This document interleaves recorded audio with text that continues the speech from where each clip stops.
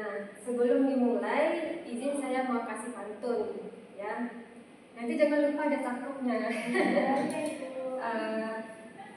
Ada mangga, ada kini, ada kue, ada aroma. Selamat datang di ruang ini. Kita mulai di topik ke-5, ya. Oke, topik hari ini adalah asam amino dan polipeptida. Di minggu lalu kita sudah mempelajari apa itu yang dimaksud dengan sintesis DNA dan RNA. Nah, jadi lanjut ke asam amino dan polipeptida. Kenapa begitu? Salah satu fungsi dari DNA dan RNA itu adalah untuk sintesis protein. Nah, protein itu apa? Kalau di wujudnya kita bisa melihat, ya, itu ada di daging kambing. Mungkin di Lebaran Adha kemarin, ya, kita bisa melihat wujud protein itu yang bagaimana, yaitu ada di daging kurban atau di hewan kurban tersebut, ya. Capai pelajaran. Jadi apa yang mau dicapai di topik ini, yaitu mahasiswa menguasai tentang asam amino dan polipeptida, ya. Nah, tujuan akhir yang diharapkan yaitu mahasiswa memahami apa yang dimaksud dengan asam amino, lalu bagaimana perbedaannya. Ada kan asam amino yang larut dalam air, ada yang tidak. Apa nanti efek ke protein yang terbentuk, yaitu daging yang kita makan kira-kira larut tidak dalam air? Enggak, ya. Kita bahkan perlu mengunyah terlebih dahulu, bahkan perlu dipotong-potong terlebih dahulu, ya. Nah, lalu berikutnya yaitu mahasiswa dapat memberi contoh yang di kehidupan sehari-hari dan menggambarkan bagaimana yang struktur peptida tersebut, ya. Lalu berikutnya mahasiswa dapat menggambarkan polipeptida beserta asam amino penyusunnya, beserta menunjukkan mana sih yang ikatan-ikatannya itu, kenapa perlu ada ikatan. Jadi yang namanya asam amino membentuk protein tentu ada ikatan-ikatan. Nah, definisi asam amino. Nah, asam amino itu merupakan molekul yang terdiri dari gugus apa saja, Mbak Widya?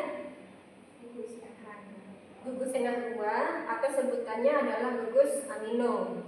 Sedangkan yang di COOH itu sebutannya adalah side chain atau rantai samping, ya. Ada berapa jumlah asam amino yang dikenal di sehari-hari? Ayo. Ada 20. Bentuknya apa saja di asam amino itu? Ada NH2, lalu ada side chain, lalu ada gugus R. Apa itu gugus R itu? Apa itu R itu? Gugus yang membedakan satu sama lain antara 20 asam amino tersebut, ya. Jadi kalau tidak berbeda antara asam amino, berarti kan sama saja, ya. Nah, apa itu polipeptida? Terdiri dari asam amino, ya, yang bahkan sampai puluhan, bahkan sampai 20, 30, ya, jadi membentuk polipeptida. Kalau yang dikatakan dengan peptida apa? Peptida berarti terdiri dari 2 asam amino. Kalau poli berarti bahkan sampai puluhan sampai dengan banyak, ya, sampai ratusan polipeptida. Polipeptida itu merupakan kumpulan senyawa atau polimer yang terdiri dari asam amino. Asam amino banyak hingga ratusan. Apa yang membuatnya menjadi satu, menjadi polipeptida itu, yaitu adalah adanya ikatan peptida, ya. Nah, itu ada ikatan polipeptida yang terjadi antara gugus karboksil dengan gugus amino. Ya, nanti kita pelajari. Lalu bentuknya bagaimana? Ada jenis struktur polipeptida. Ada yang acak, ada yang helix, ada yang lembar beta, ya.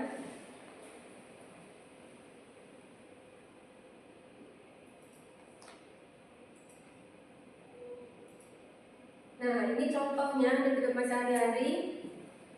Polipeptida itu kalau sudah berkumpul dalam ikatan, maka terbentuklah menjadi protein.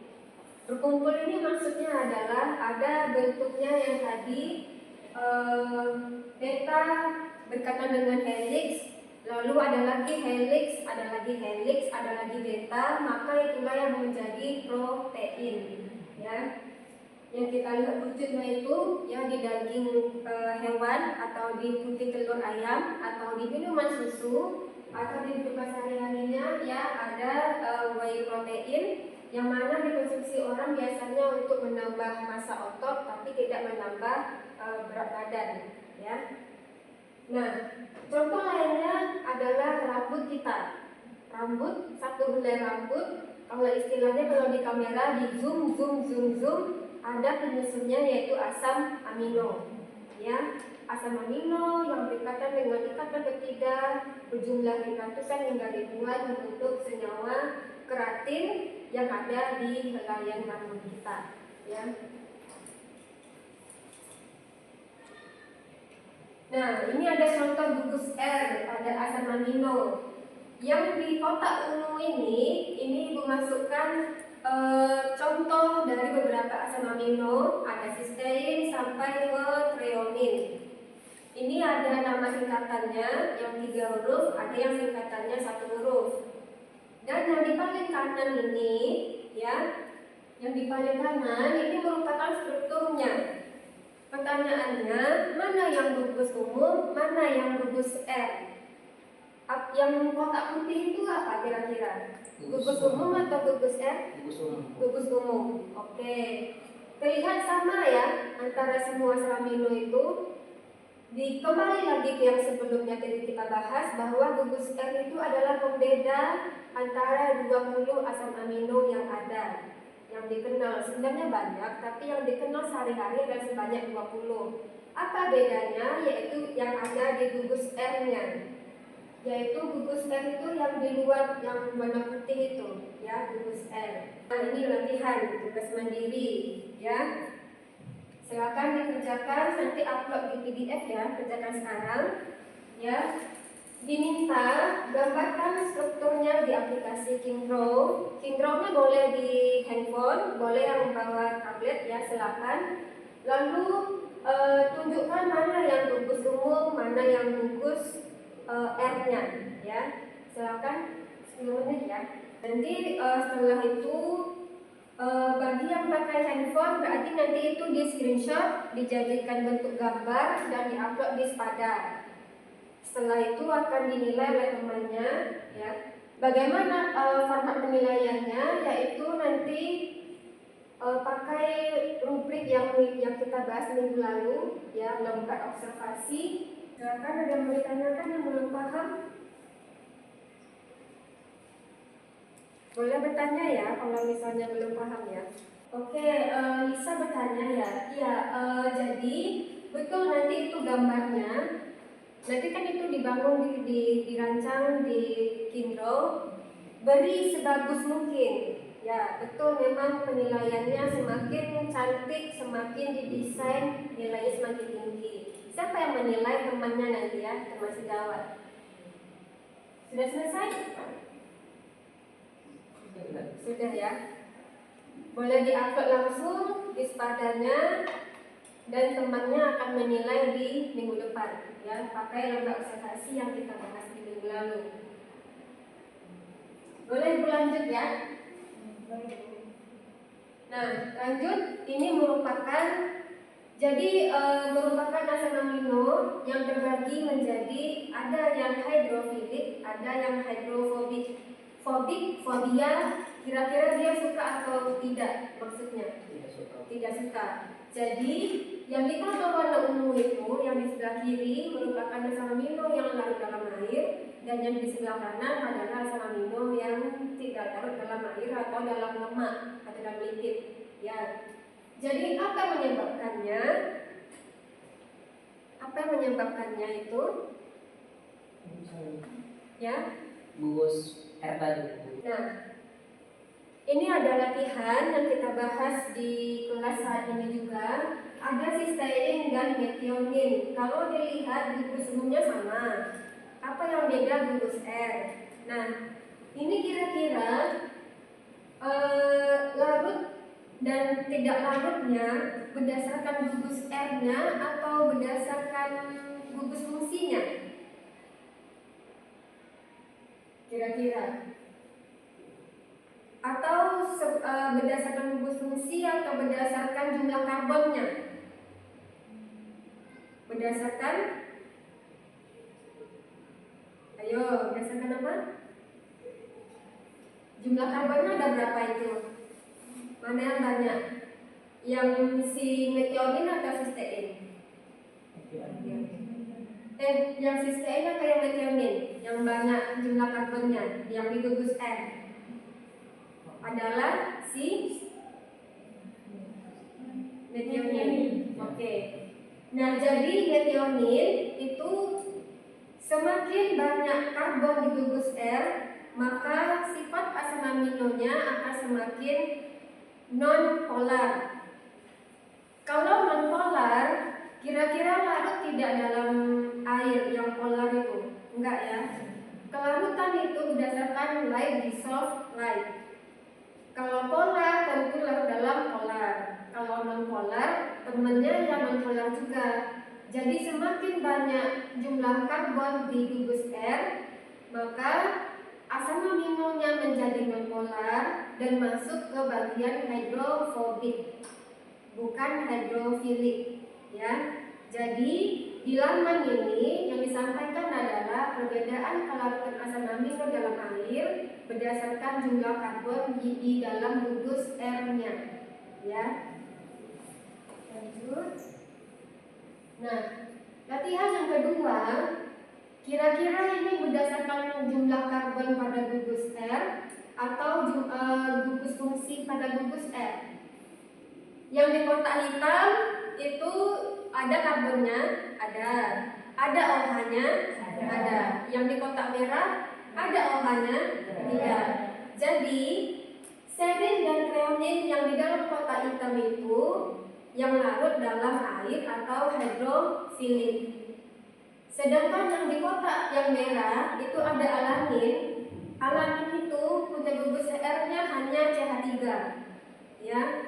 CH3 untuk bereaksi dengan H2O itu lebih sulit. Ya.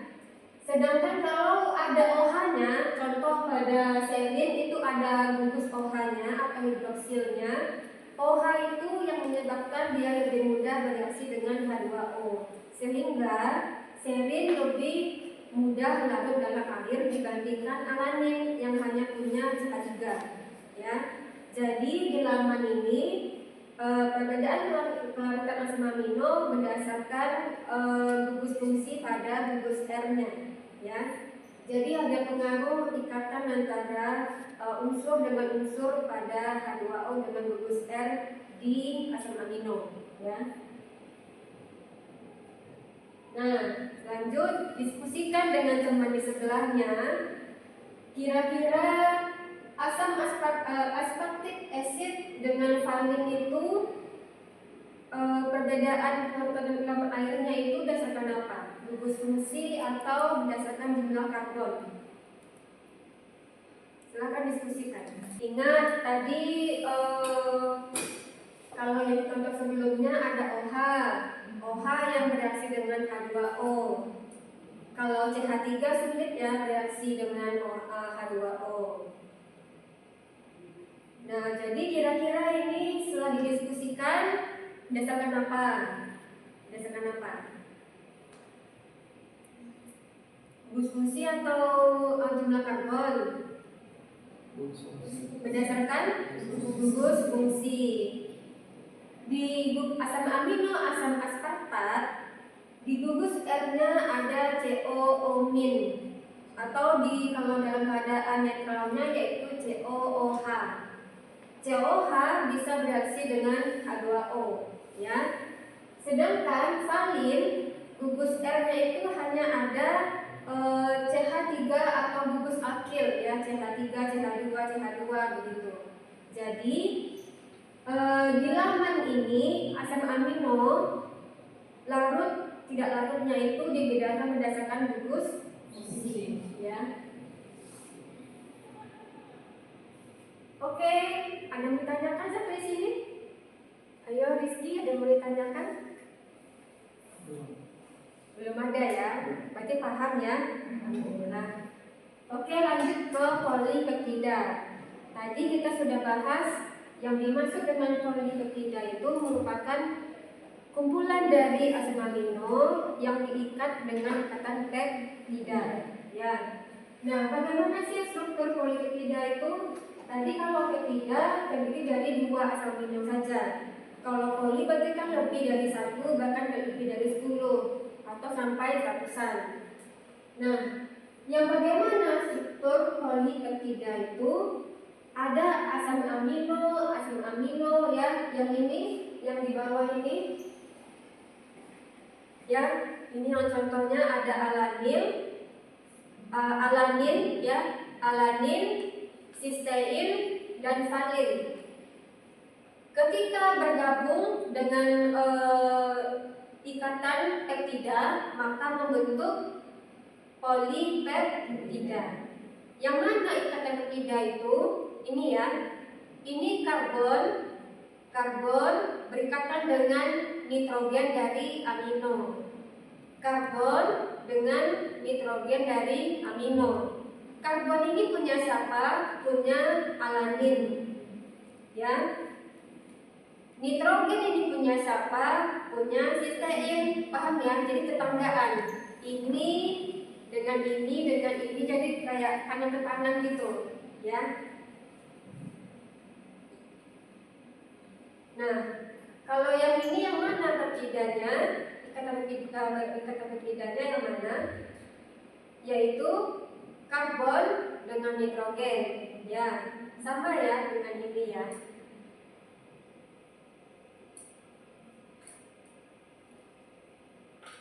Ada yang mau ditanyakan?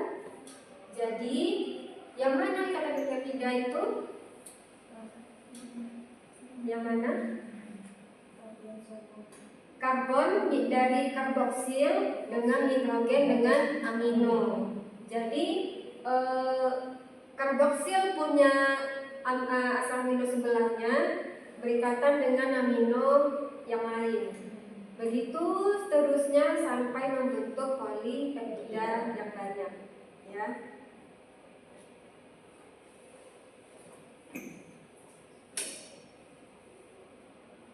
Nah, punya tabel ya, punya tabel asam amino ya.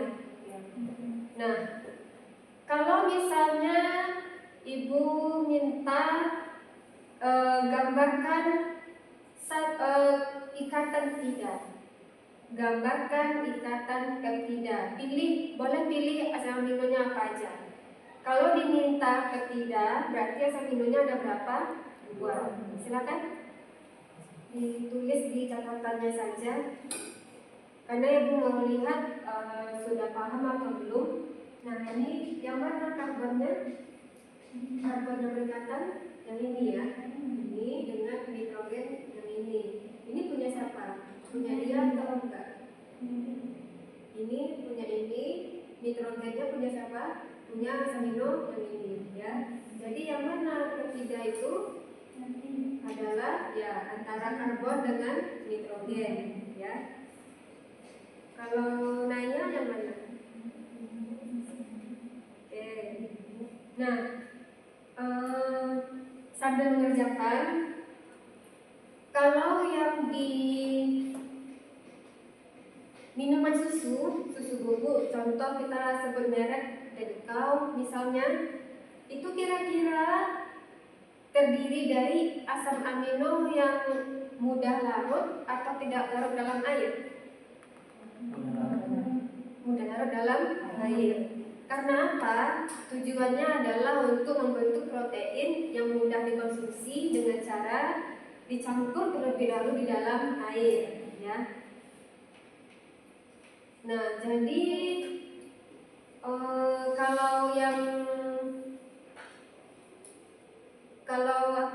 daging udah pasti ya tidak larut dalam air, ya.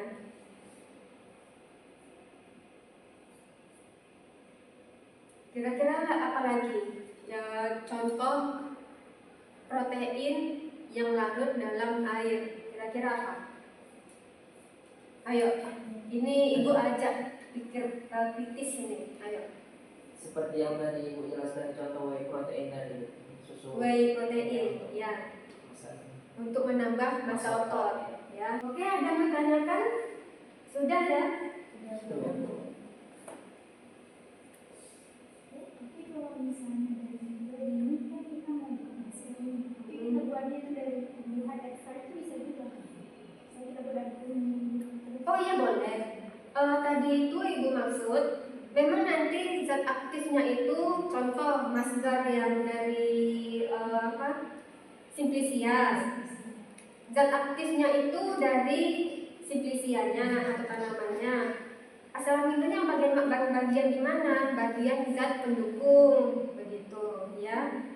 Atau mungkin kita ambil zat warna dari cumi-cumi, itu kan mengandung protein, ya.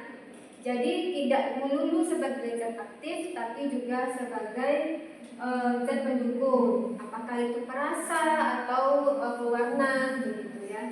Ya.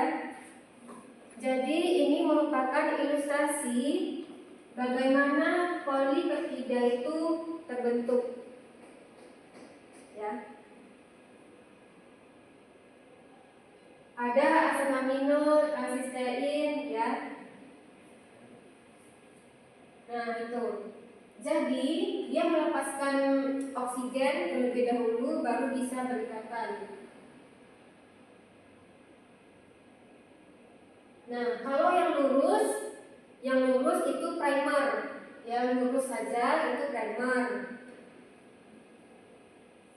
Nah, kalau yang ini ikal seperti rambut yang habis diikal pakai apa namanya alatnya itu?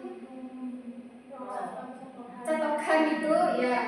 Nah, ini helix ya. Helix itu yang melingkar ya ke bawah seperti spiral ya.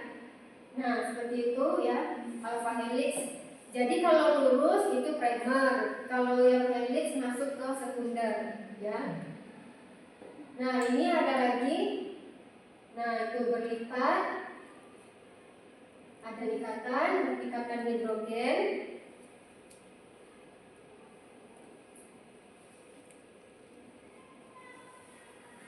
Nah, yang seperti ini disebut dengan bentuk dari beta sheet, ya. Jadi kalau lurus primer, kalau dia ikal seperti spiral itu alpha helix, kalau yang lipatan ya barulah beta sheet, ya. Nah, ini yang tadi ibu sebut di awal. Protein yang besar itu kumpulan dari helix boleh, kumpulan dari beta sheet alpha helix boleh. Makanya itu besar nampaknya. Nah, itu ya. Atau yang disebut biasanya protein globular. Besar ya. Nah, ini quaternar. Jadi ada primer yang lurus. Kalau yang ada yang ikal, ya spiral, yang lipatan, ya itu sekunder. Nah, kalau tersier, helix tersier. Kalau yang quaternar, kumpulan dari beta sheet, helix, pokoknya ada bentuk yang besar itu baru yang quaternar, ya. Nah, ini. Bentar ya.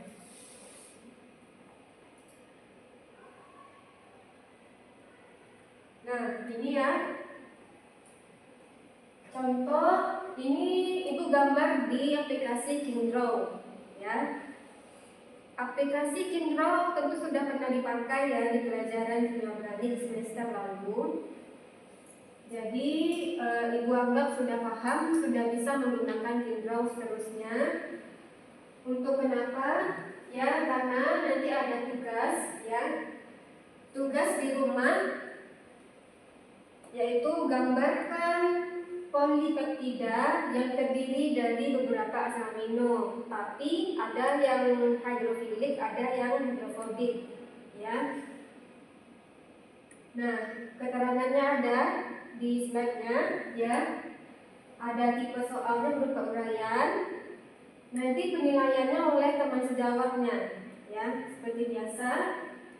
Dan batas unggah dan batas penilaian tertera di SPADA. Ini contoh lembar observasi, ya. Pakai skor kita, ya.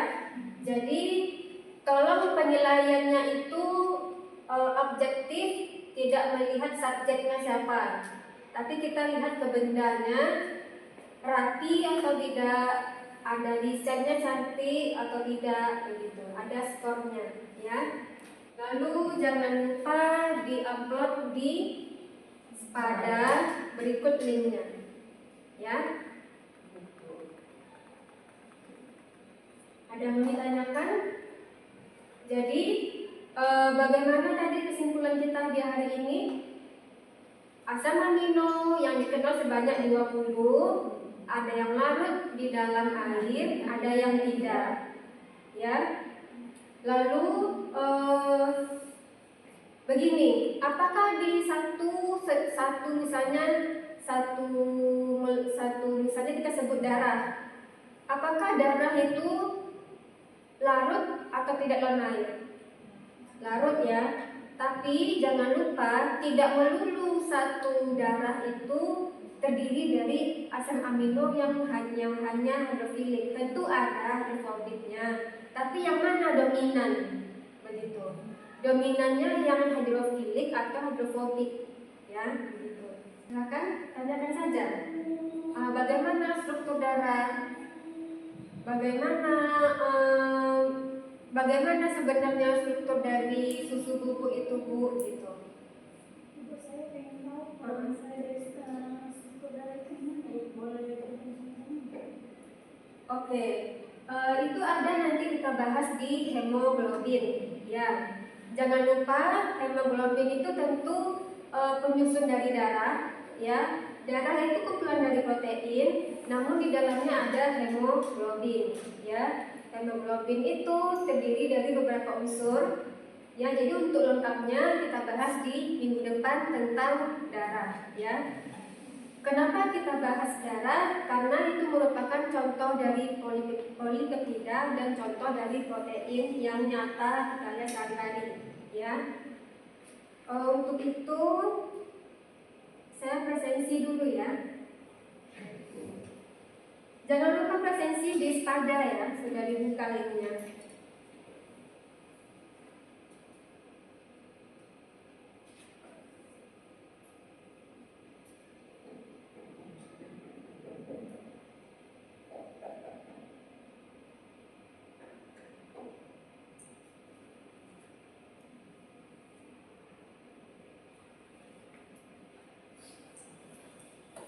Oke, ada yang mau ditanyakan? Tidak ada. Jadi tugas kita dikumpulkannya sampai jam 12 malam atau jam berapa ya? Atau seperti biasanya? Ada tertera di SPADA itu, Ibu sudah jelaskan batas waktunya kapan, batas waktu penilaian oleh teman sejawat kapan, ya. Oke. Kalau begitu tadi Ibu buka dengan pantun, sekarang ditutup dengan pantun, ya. Ada tukang membawa paku, ada marmer dipasang di lantai. Wajah ibu memang kaku, tapi terima ilmunya dengan santai, ya. Sampai jumpa di minggu depan, ya. Terima kasih.